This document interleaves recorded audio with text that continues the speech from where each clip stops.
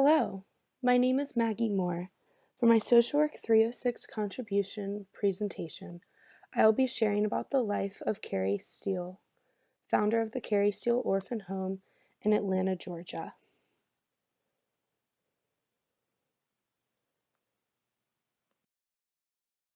Steele is believed to have been born in the state of Georgia in 1829 as a slave.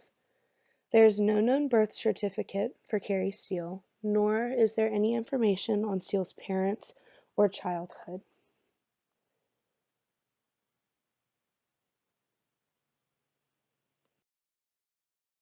Unlike most African Americans during this time, Steele learned how to read and write. After her emancipation, Steele worked at the Macon train depot as a matron for 16 years.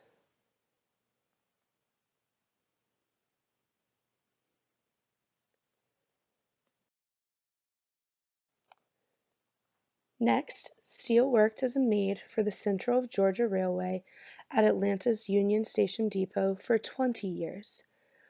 It was here at the Union Station where Steele would begin to impact the lives of others.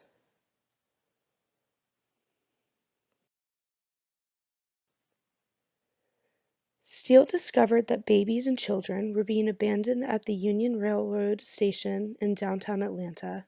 Being born into slavery and orphaned at a young age, Steele understood the heartache that was being experienced by these abandoned children.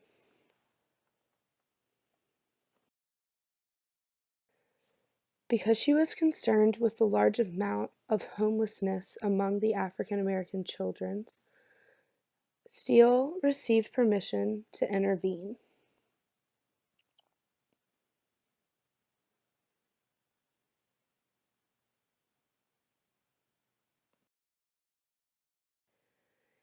In 1886, Steele began placing the children in boxcars during the day so that she could watch over them.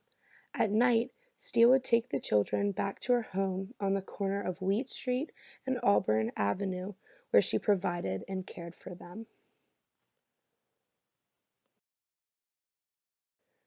The house soon became too small to house all of the abandoned children Steele cared for. Because she was able to read and write, Steele wrote an autobiography and sold copies on the streets in order to raise money for a larger house.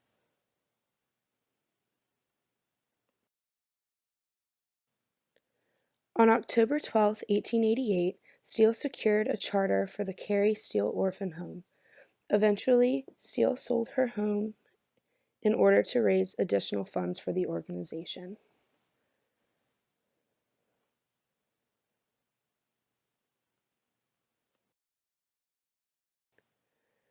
With the additional funds, Steele purchased 4 acres of land on which the first facility would be built in 1892.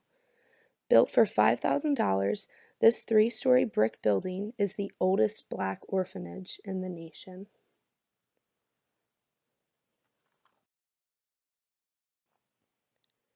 Steele planned to prepare all of her children for adulthood in addition to providing them with their most basic needs.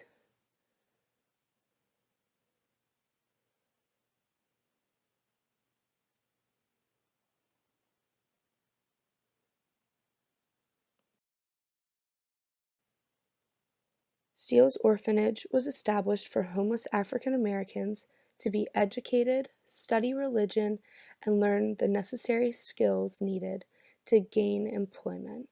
Steele served as the orphanage director until her death in 1900.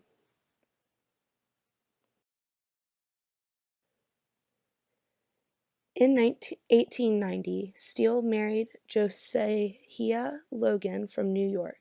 Very little information about Steele's personal life is available, including her autobiography.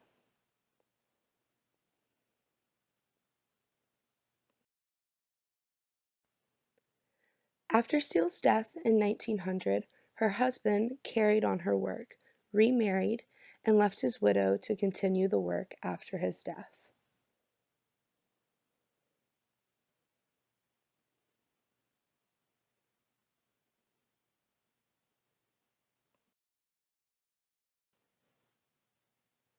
Carrie Steele died at the age of 71 and is buried in Oakland Cemetery in Atlanta. Her gravestone reads, "The Mother of Orphans, she hath done what she could."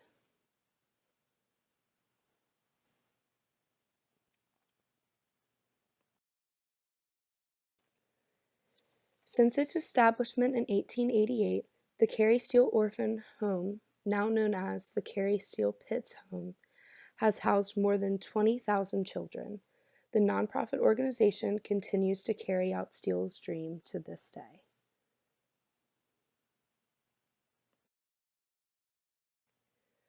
The facility's title was changed to the Carrie Steele Pitts Home in 1950 to honor Clara Maxwell Pitts, who served as the orphanage director from 1909 to 1950 and established a women's auxiliary board and the board of trustees for the organization.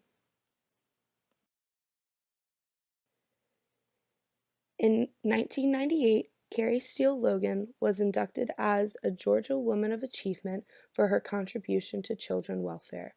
What a great honor for such an amazing yet overlooked woman in history.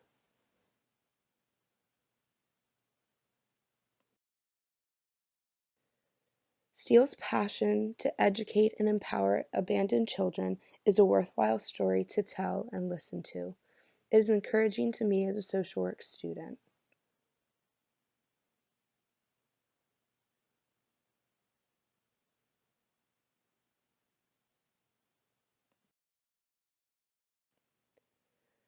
I hope you all enjoyed learning about Carrie Steele Logan with me.